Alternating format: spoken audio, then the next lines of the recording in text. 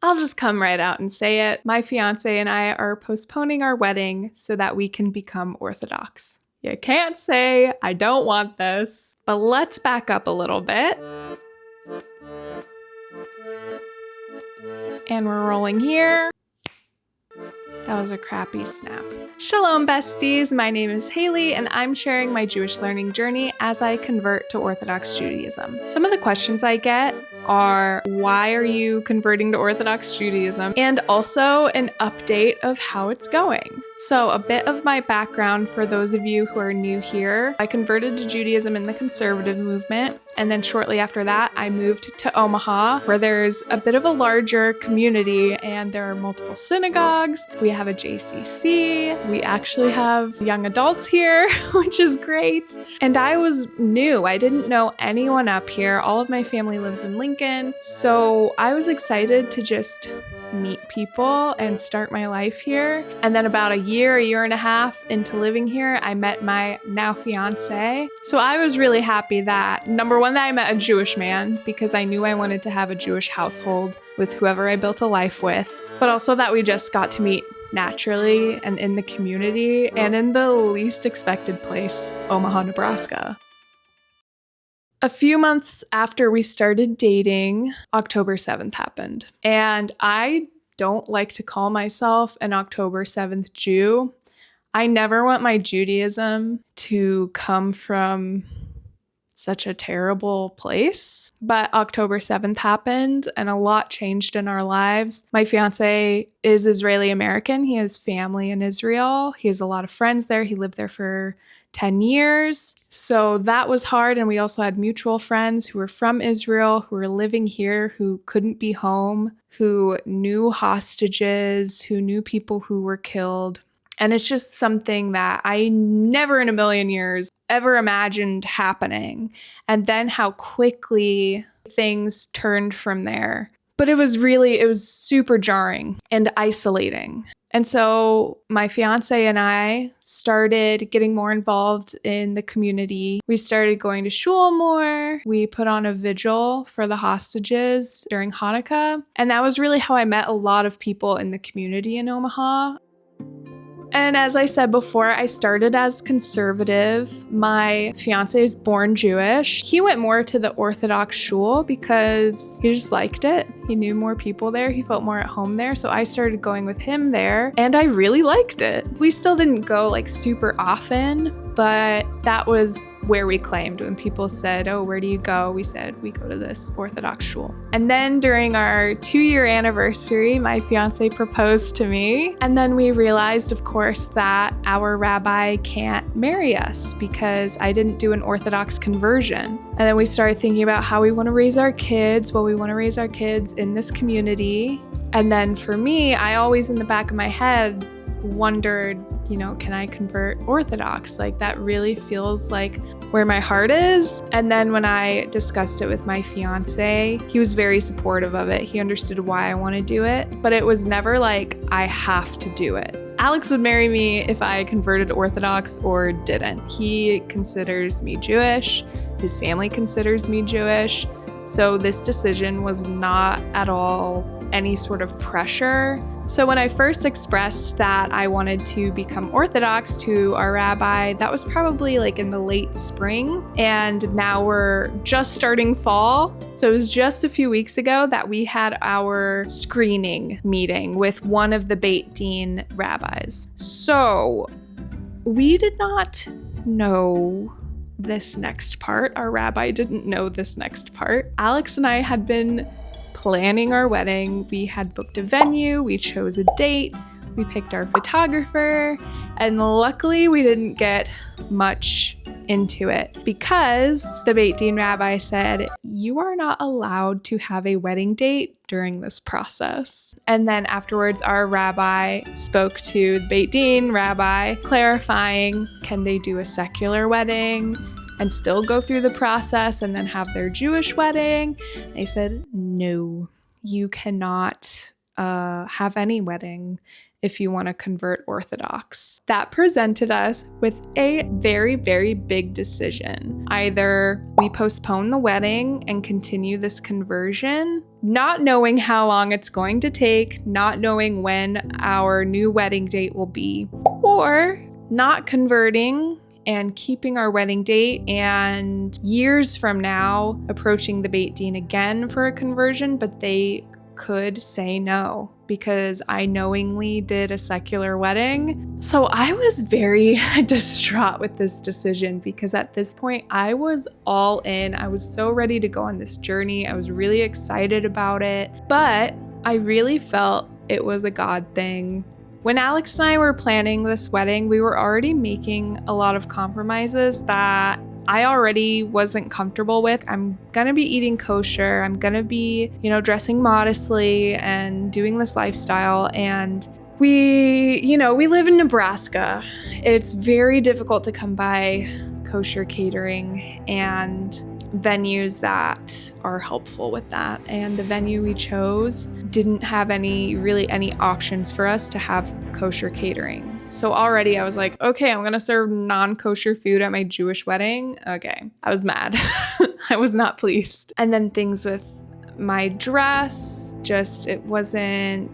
things weren't really feeling right. And it had nothing to do with my fiancé, obviously. Like if I could just marry him right now, totally would. Like we want to start our lives together. And that's what made this decision so difficult because both of us are just so ready for that next step. And obviously we had our families to consider as well. We took about 2 weeks to really think it over before committing to do this. And we were going back and forth. It was very touch and go for a little bit there. Like I did not know if I was going to continue with this, which was very disappointing because I was super committed and I was ready to do it. But the thing is, and this is really important, if you are dating someone or you're engaged and you're wanting to do an Orthodox conversion and your partner isn't Orthodox or didn't grow up that way, they need to be in this with you 100% because it doesn't just affect you, it affects your entire household.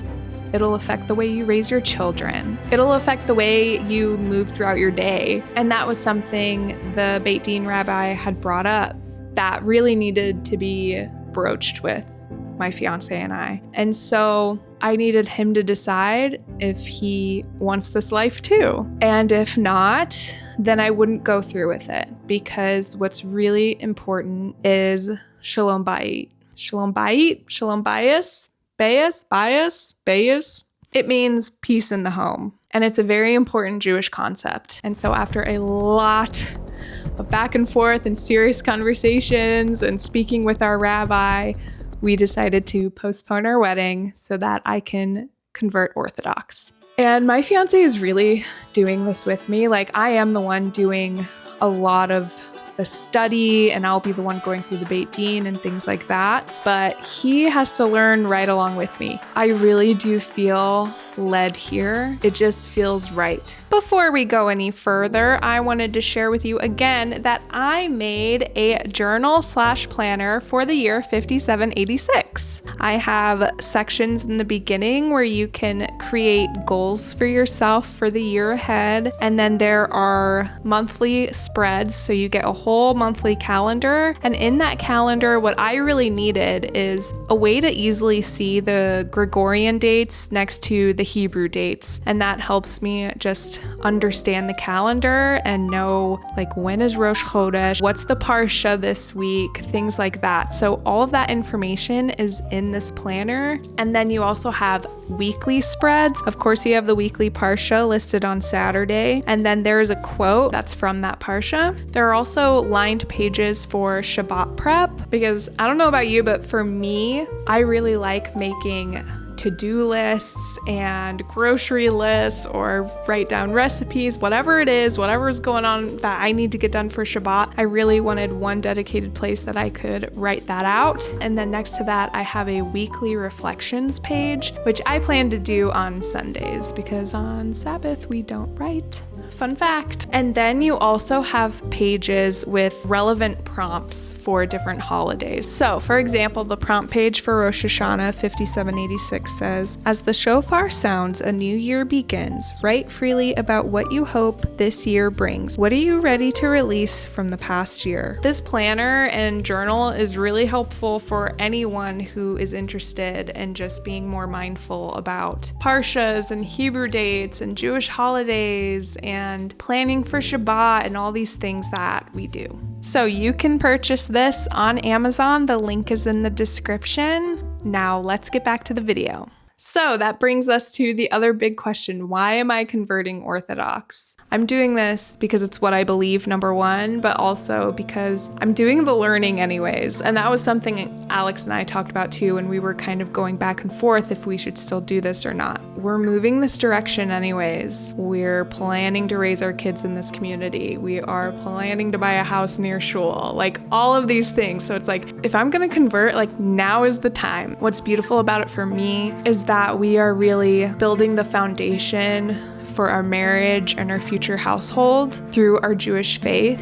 And I think that's beautiful. And that's really, really something I wanted. And that was important to me. And I'm very fortunate that I'm with someone that it was important to them too in the end. The timing of this decision is really beautiful too, because I'm filming this on the eve of Rosh Hashanah. It just feels so right going in this direction. And the more I learn, the more connected I feel. And I'm very lucky to have the support I do. And I'm excited to take you along the journey with me. So I wanted to make that update that yes, it's still happening. I'm still converting. Oh, there's Poppy in the background.